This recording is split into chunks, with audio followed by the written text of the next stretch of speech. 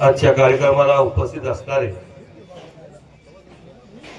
महाराष्ट्राचं उद्याचं भविष्य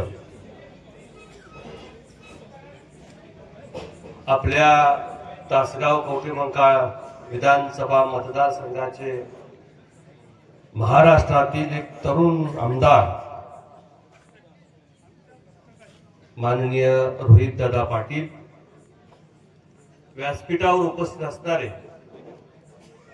या तालुक्यातील राजकारणाची समाजकारणाची ज्यांनी गेली 10-15 वर्ष धुरा सांभाळली असे जिल्हा मध्यवर्ती बँकेचे संचालक सुरेश भाऊ पाटील, राष्ट्रवादी काँग्रेस पक्षाचे अध्यक्ष संजय पाटील,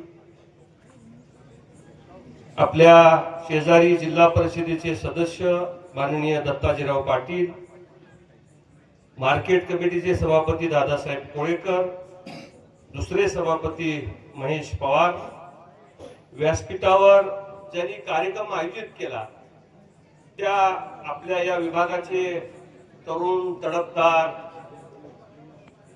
आणि बापूंच्या जाण्याच्या नंतर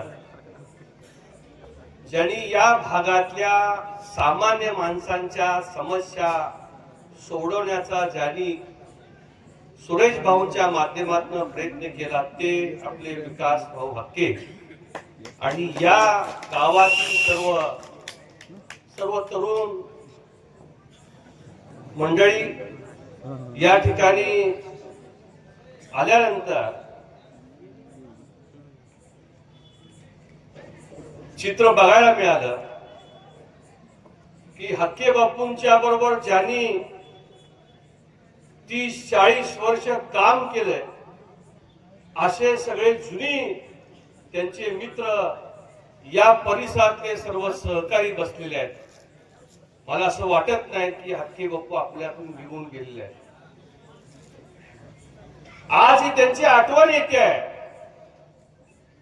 या भागातल्या समस्या, या भागातल्या पाण्याचा प्रश्न सुटलाच पाहिजे याच्यासाठी रात्र दिवस आराराबांच्या मागे तगादा लावून अधिकाऱ्यांची टीम त्या ठिकाणी आणून या परिसरातल्या पाण्याचा प्रश्न सोडवण्यासाठी नव्हे तर या परिसरामध्ये जी गावं वंचित होती ती गावं टेंबू मध्ये घालण्यासाठी प्रयत्न आराराबांच्याकडे सातत्यानं कुणी प्रयत्न केला असेल तर ती या भागातले नेते हक्के बापूंनी प्रयत्न त्याचा केला. हे आपल्याला विसरून चालणार नाही. माणूस अमित कोळेकर या पुढे, संजय पाटील या पुढे या.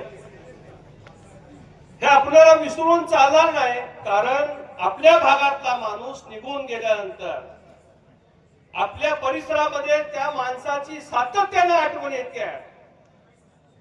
तो माणसाचा चेहरा समोर दिसतोय. या परिसरात जात असताना पहिला स्टॉप जो होत होता तो पंपावरती या परिसरातल्या लोकांचा होत होता. आणि माझ्या बापूला भेटल्याशिवाय कवठ्याच्या पोलीस ठाण्याला, माझ्या बापूला भेटल्यानंतर दवाखान्याला, माझ्या बापूला भेटल्यानंतर तहसीलदार ऑफिसला बापूचा फोन जायचा, सुरेश भाऊचा फोन जायचा. त्या काळामध्ये आराराबामध्ये आबांच्या पीएनचा फोन जायचा. आणि त्या परिसरात त्या लोकांची कामं करण्यासाठी बापू सातत्यानं प्रयत्न करत होते. त्याची जाणीव आणि त्याची आठवण या ठिकाणी येते आहे.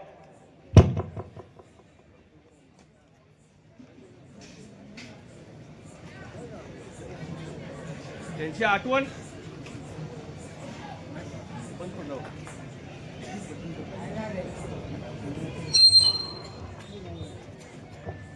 कोणी विरोधकांनी काय केलं मला वाटते या परिसरामध्ये हक्के परिवारांच्या विरोधामध्ये या परिसरामध्ये जे लोक काम करतायत त्यांचा बापू असताना जेवढा विरोध होता तो बापू जाण्याच्या नंतर तेवढा विरोध राहिला नाही.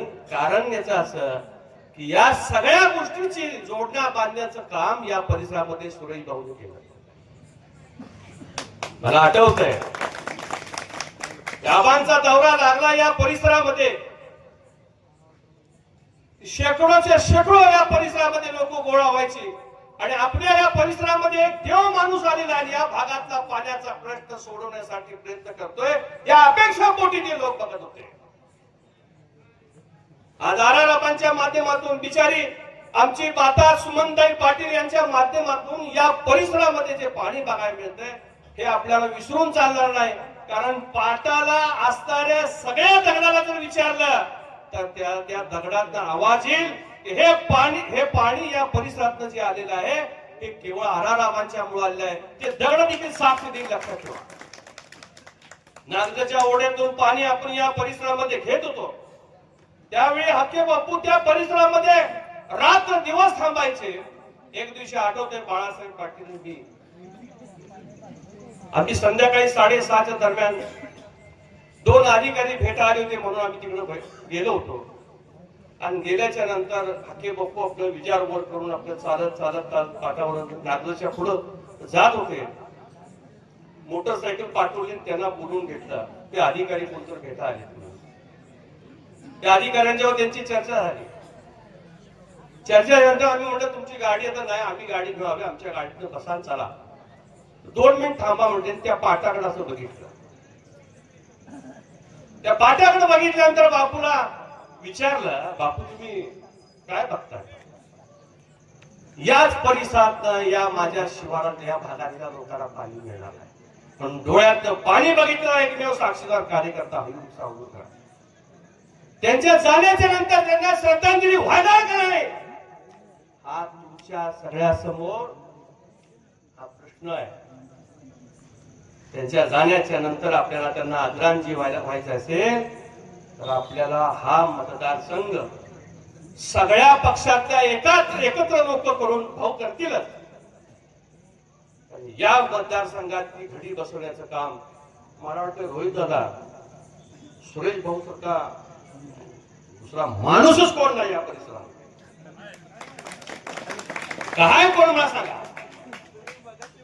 कुणाचंच काम नाही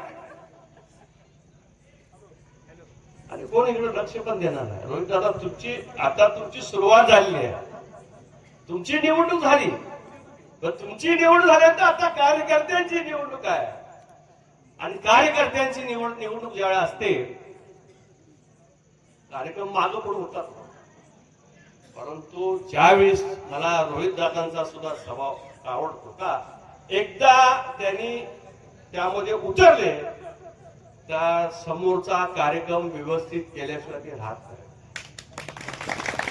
म्हणून मनापासून रोहित दादा या ठिकाणी आलेले त्यांचंही कौतुक करतो. कारण एवढं या परिसरामध्ये सब स्टेशनची कामाची उद्घाटन मला वाटते परवा नांगोळे गावात झाली, आज इकडं झालं, कोकळा झालं, म्हणजे कर्लाटी झाली, कोंगडोळीला देखील आपण वीज देणार आहोत लक्षात ठेवा. कोंगडोळीचे सुद्धा लोक अंधारामध्ये राहता कामा नये हा दृष्टिकोन रोहित दादा तुमचा आहे. तसंच याच परिसरात देखील आज विजेचा प्रश्न सुटला. या परिसरामध्ये असलेले छोटे मोठे प्रश्न असतील ते प्रश्न सोडवण्यासाठी रोहित दादा महाराष्ट्राच्या विधानसभेत, तुम्ही विधानसभेचं अधिवेशन बघता का नाही, या कवठे मंडळाचा प्रश्न, या तासगावचा प्रश्न असेल, या प्रश्नासाठी सातत्यानं विधिमंडळामध्ये 100% हजेरी लावणारा जर माणूस महाराष्ट्रामध्ये कोण असेल तर आदरणीय रोहित दादा आहे. लक्षात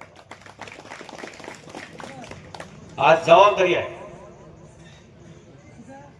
सत्तेत येतील जातील हे सगळ्या गोष्टी होत आहेत, परंतु आणि काही 2-3 महिन्यानंतर पराक्रम तुम्हाला दिसायला बघायला मिळेल. सांगलीची महानगरपालिकेची निवडणूक सुरू आहे. या निवडणुकीत या परिसरातले लोक तिकडे राहत आहेत. समीकरण सगळं बदलत चाललेलं आहे. त्यामुळे त्या दृष्टीची पावलं आपल्याला या पुढच्या काळामध्ये टाकावं लागतील. आणि आज बऱ्यापैकी हक्के बापूंच्या बरोबर काम करणारे जेवढे जुनी मंडळी भेटायला मिळाले. मी विकास भाऊ हक्कीने या ठिकाणी कार्यक्रम केला, आम्हा सर्वांना इथं बोलवून निमंत्रित करून सन्मान दिला, मान दिला, त्याबद्दल मी त्यांचं मनापासून आभार व्यक्त करतो. आणि सुरेश भाऊ तुम्ही खास करून ढालगाव गाव हे केंद्र करा. आणि धारगावात जर बैठक तुम्ही लावली व्यवस्थित तर या परिसरातल्या गावांचा प्रश्न सगळा सुटत असतो. आणि या परिसरातले काही छोटे मोठे विषय असतील अजून रोहित दादाच्या कानावर तुम्ही घातलेच नाहीये, ते व्यवस्थितपणे घालावेत आणि या परिसरामध्ये स्वच्छ सुंदर कारभार करण्यासाठी या जिल्हा परिषद गणामध्ये राष्ट्रवादीचा झेंडा फडकवण्यासाठी आपल्याला सज्ज राहावं लागणार आहे. एवढंच बोलून या ठिकाणी थांबतो. जय हिंद.